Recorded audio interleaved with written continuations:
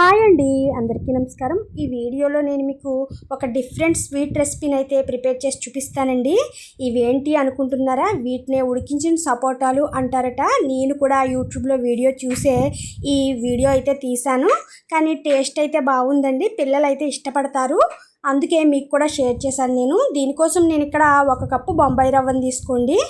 1 cup Bombay రవ్వకి 2 కప్పులు water సరిపోతుందండి. మనం ఏ కప్పుతో అయితే తీసుకుంటున్నామో అదే కప్పుతో అయితే తీసుకోవాలి కొలతగా. ఈ కప్పుతో బొంబాయి రవ్వ 1 కప్పు తీసుకున్నాం కనుక 2 కప్పులు వాటర్ని అయితే ఇందులో వేసుకోండి. 2 కప్పులు వాటర్ వేసుకుని స్టవ్ పై పెట్టి చక్కగా మరిగించండి. ఇందులో కొద్దిగా అంటే ఒక చిటికెడు సాల్ట్ వేయండి.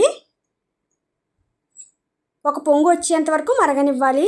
ఇలా ఒక పొంగు వచ్చిన తర్వాత మనం రెడీగా పెట్టుకున్నటువంటి బొంబాయి రవ్వనైతే కరాచీ నూక అంటాం కదా, ఆ నూకండి, సూజీ రవ్వ. ఈ రవ్వను వేసి చక్కగా ఇలా మిక్స్ చేయండి. మనకి కొంచెం దగ్గరకు అయ్యేంత వరకు, ఇలా వచ్చేంత వరకు ఉంచాలి స్టవ్ పై. తర్వాత స్టవ్ ఆఫ్ చేసి పూర్తిగా చల్లారనివ్వండి. ఇది పూర్తిగా చల్లారిన తర్వాత మళ్ళీ మీకు చూపిస్తాను. ఇదిగోనండి, ఇలా అయితే చల్లారాలి.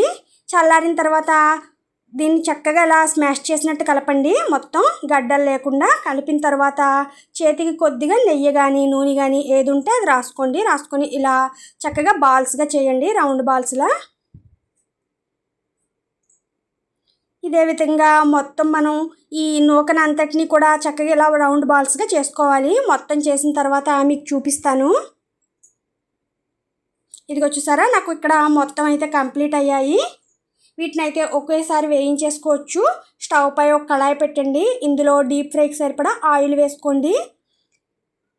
మీరు ఇలా వేయించేవి పెట్టుకున్నప్పుడు కొంచెం కళాయి చిన్నది పెట్టుకోండి. ఎందుకంటే వేయించిన ఆయిల్ మనకు అంత బాగుండదు కదండి మిగిలిన వాటిల్లో యూజ్ చేయడానికి.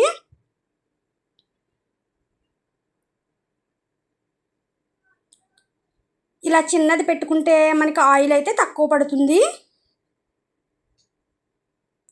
కొద్దిగా వేసుకొని చూడండి, ఆయిల్ మరిగిందో లేదో తెలుస్తుంది. తర్వాత అయితే ఇలా ఒక్కొక్క బాల్స్ని వేసుకొని చక్కగా ఫ్రై చేసుకోండి. మీ కళాయికి ఎన్ని సరిపోతే అన్ని వేసుకొని చక్కగా ఫ్రై చేసుకోవాలి. వేసిన వెంటనే గరిటె పెట్టి తిప్పొద్దు. ఒక 2 నిమిషాలు అలా ఉంచండి. 2 నిమిషాల తర్వాత రెండో వైపుకి అయితే టర్న్ చేయండి. అటు ఇటు త్రిప్పుతూ చక్కగా వేయించుకోవాలి. ఇలా బంగారు రంగు వచ్చేంత వరకు వేయించుకోండి.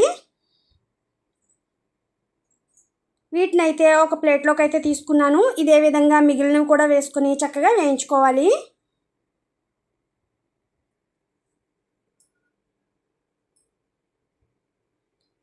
మనకి గోల్డ్ కలర్ వస్తే సరిపోతుందండి.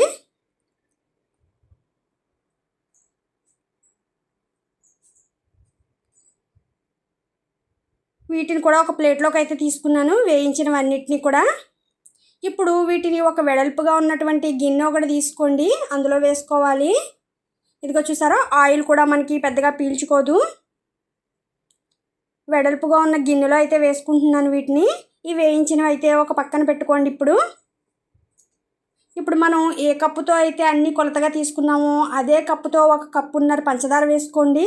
అంటే 1 కప్పు బొంబాయి రవ్వకి 1 కప్పున్నర పంచదార అయితే సరిపోతుందండి. షుగర్లో మనం చీమలు పట్టకుండా వేస్తాం కదండి, అది లవంగం అండి. లవంగం, నెక్స్ట్ దాల్చిన చెక్క వేసుకుంటే మనకి చీమలు అయితే పట్టవు షుగర్లో.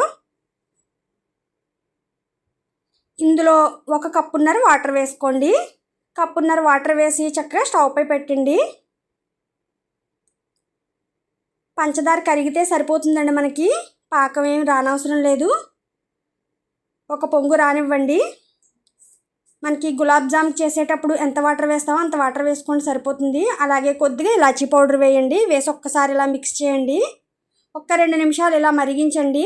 మీకు కొంచెం జిడ్డు వస్తే సరిపోతుందండి. మనకి గులాబ్ జామ్ చేసేటప్పుడు పంచదార సిరప్ని ఏ విధంగా ప్రిపేర్ చేసుకుంటామో అలా ప్రిపేర్ చేస్తే సరిపోతుందండి. ఇదిగో చూడండి, ఇలా కొంచెం జిడ్డు వస్తే సరిపోతుంది, అంతేనండి. ఇక ఇలా వచ్చిన తర్వాత స్టవ్ ఆఫ్ చేయండి. ఆఫ్ చేసి ఈ షుగర్ సిరప్ని అయితే పక్కన పెట్టుకోండి. ఇప్పుడు మనం రెడీగా పెట్టుకున్నాం కదా, ఇవి వేయించుకుని వీటిలో అయితే ఈ వేడివేడిగా ఉన్నటువంటి షుగర్ సిరప్ని అంతటిని ఇందులో వేసుకోండి. వేసుకొని పూర్తిగా చల్లారేంత వరకు మూత పెట్టి పక్కన ఉంచుకోండి. మొత్తం ఇలా ఈ షుగర్ సిరప్లో మిక్స్ అయ్యేలా మిక్స్ చేయండి. ఒక ప్లేట్ అయితే మూత పెడుతున్నాను. పూర్తిగా చల్లారిన తర్వాత మీకు చూపిస్తానండి మళ్ళీని. ఇవిగోనండి పూర్తిగా చల్లారాయి. చూసారా ఎంత బాగున్నాయో చూడడానికి. మనకు చూస్తుంటే గులాబ్ జామున్లా ఉన్నాయి కదండి, కానీ గులాబ్ జాములు అయితే కాదు కదా ఇవి. వీటిని అయితే చక్కగా ఇలా సర్వ్ చేసుకోవడమే. చూస్తుంటే తినాలనిపిస్తుంది కదండి. వీటికి పైన అయితే కొద్దిగా లవంగి మొగ్గలు ఉంటాయి కదండి, వీటిని అయితే ఇలా పెట్టుకోండి.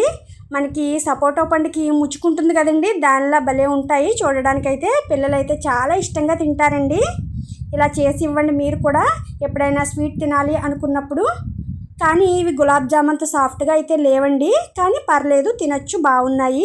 ఓకేనండి, ఈ వీడియోని నేను ఇంతటితో క్లోజ్ చేస్తున్నాను. ఈ రెసిపీ కనుక మీకు నచ్చినట్లయితే తప్పకుండా లైక్ చేసి, షేర్ చేసి, సబ్స్క్రైబ్ చేయండి. కొత్త వాళ్ళు ఎవరైనా మన ఛానల్ ఫస్ట్ టైం చూస్తే 2-3 వీడియోలు చూడండి, మీకు నచ్చితే సబ్స్క్రైబ్ చేయండి. ఓకేనండి.